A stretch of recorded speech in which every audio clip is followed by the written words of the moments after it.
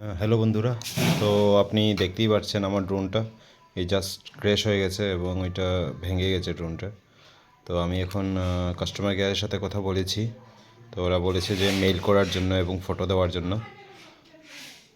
Further process কী হবে আমি বলে দেবো আপনাদেরকে।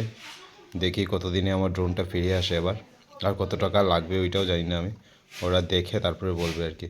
এই দেখুন অ্যালাইনমেন্টটা একটু প্রবলেম হয়ে গেছে, দেখতে পাচ্ছেন এই যে অ্যালাইনমেন্ট, এটা একটু তেড়া হয়ে গেছে, এই অ্যালাইনমেন্টের জন্য প্রবলেম হচ্ছে।